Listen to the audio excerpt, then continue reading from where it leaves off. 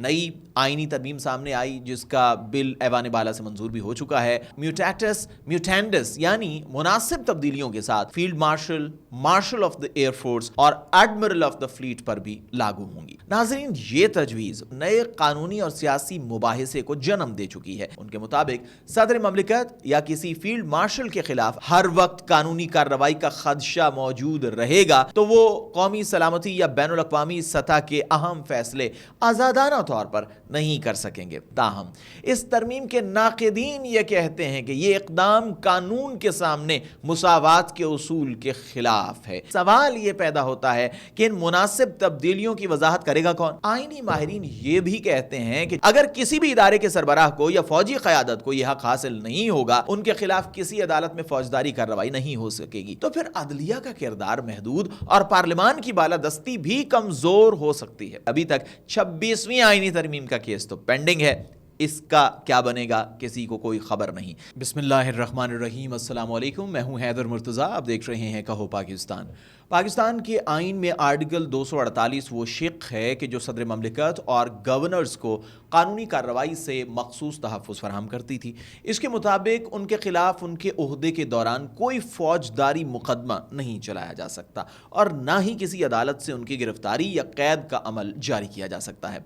अब एक नई आईनी तरमीम सामने आई जिसका बिल ऐवान बाला से मंजूर भी हो चुका है और जिसके मुताबिक यही तहफ़्फ़ुज़ यानी आर्टिकल 248 की तमाम दफ़आत म्यूटेटस म्यूटेंडस यानी मुनासिब तब्दीलियों के साथ field marshal, marshal of the air force और एडमिरल ऑफ द फ्लीट पर भी लागू होंगी। इसके साथ ही ये अल्फाज शामिल कर दिए गए हैं कि सदर के खिलाफ उसकी ज़िंदगी भर और गवर्नर्स के खिलाफ उसके ओहदे के दौरान किसी किस्म की फौजदारी कार्रवाई नहीं की जाएगी और ना ही किसी अदालत से उनकी गिरफ्तारी या कैद का हुक्मनामा जारी किया जाएगा। नाज़रीन, ये तजवीज़ पाकिस्तान की 27वीं आईनी तरमीम के मुसव्वदे का हिस्सा है और एक नए कानूनी और सियासी मुबाहिसे को जन्म दे चुकी है। इस तरमीम के हामियों का मौक़िफ़ ये है कि आला तरीन रियासती और फ़ौजी ओहदों को ये तहफ़्फ़ुज़ इसलिए दिया जाना चाहिए ताकि वो अपनी ज़िम्मेदारियाँ किसी खौफ या दबाव के बगैर अदा कर सकें। उनके मुताबिक सदर ममलिकत या किसी फील्ड मार्शल के खिलाफ अगर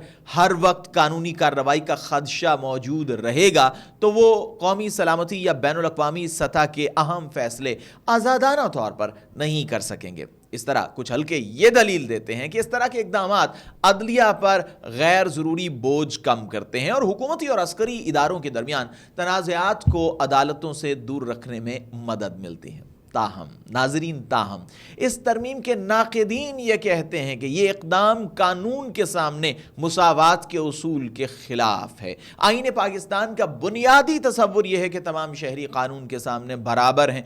अगर फ़ौजी ओहदेदारों को ज़िंदगी भर के लिए कानूनी कार्रवाई से इस्तिस्ना दे दिया जाए तो ये बराबरी का तसव्वुर मजरूह होगा।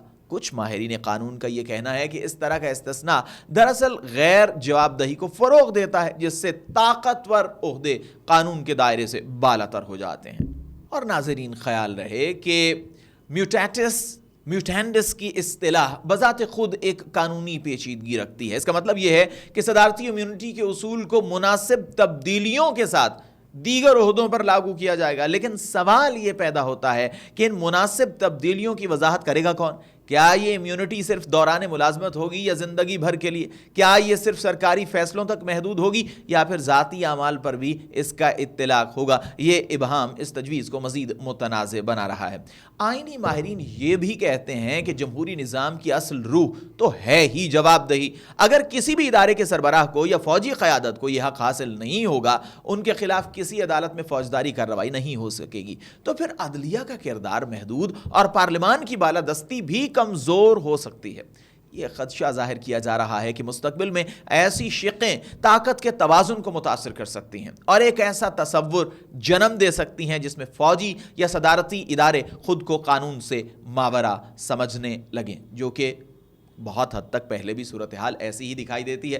नाज़रीन, अवामी सतह पर भी इस तरमीम ने खासी बहस छेड़ रखी है। कुछ लोग इसे रियासती इस्तेहकाम की अलामत समझते हैं, जिनकी तादाद बहुत कम है, जबकि दूसरे इसे जमहूरी उसूलों से इन्हिराफ करार देते हैं। सोशल मीडिया और अवामी फोरम्स पर यह सवाल आम है कि अगर आम शहरी सियासतदान या सरकारी अफसर कानून के ताबे हैं तो फिर फौजी या सदारती ओहदा क्यों تابع نہیں ہے؟ کیا قانون صرف کمزوروں کے لیے ہونا چاہیے یا سب پر یکساں لاگو ہونا چاہیے؟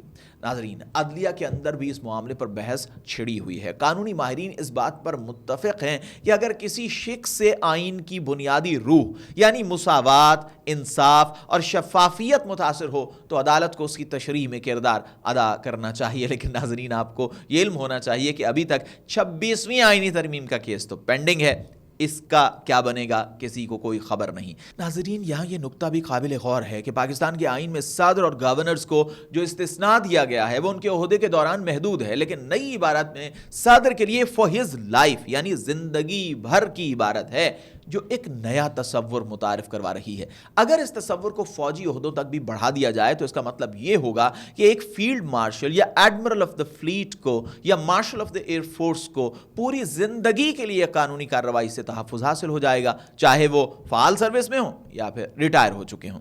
یہ وہ مقام ہے جہاں آئینی اور اخلاقی سوالات جنم لیتے ہیں۔ کیا کوئی ریاست اپنے بعض عہدیداروں کو ہمیشہ کے لیے قانون سے بالاتر کر سکتی ہے؟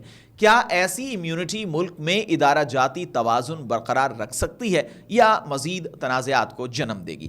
آخر میں یہ کہنا مناسب ہوگا کہ اس ترمیم پر فیصلہ کرتے وقت محض قانونی پہلو نہیں بلکہ سیاسی، اخلاقی اور جمہوری اثرات بھی مد نظر رکھے جانے چاہیے تھے، لیکن ایسا کرے گا کون؟ آئین ایک زندہ دستاویز ہے جو قوم کے اجتماعی ضمیر کی ترجمان ہوتی ہے۔ اگر کسی ترمیم سے عوام میں بے اعتمادی پیدا ہوتی ہے یا انصاف کا تاثر کمزور ہوتا ہے تو یہ آئینی نہیں بلکہ قومی مسئلہ بن جاتا ہے۔ لہٰذا ضروری ہے کہ اس معاملے پر قومی سطح پر کھلی بحث کی جائے۔ آئینی ماہرین، وکلاء، پارلیمنٹ اور عوام سب کو اس میں اپنا بھرپور کردار ادا کرنا چاہیے۔ صرف اسی صورت میں پاکستان کا آئین ایک ایسا مستحکم اور متوازن نظام تشکیل دے سکے گا جو طاقتور اور کمزور دونوں کو ایک ہی قانون کے تابع رکھتا ہے۔ اگلی ویڈیو میں آپ سے پھر ملاقات ہوگی، تب تک کے لیے خدا حافظ۔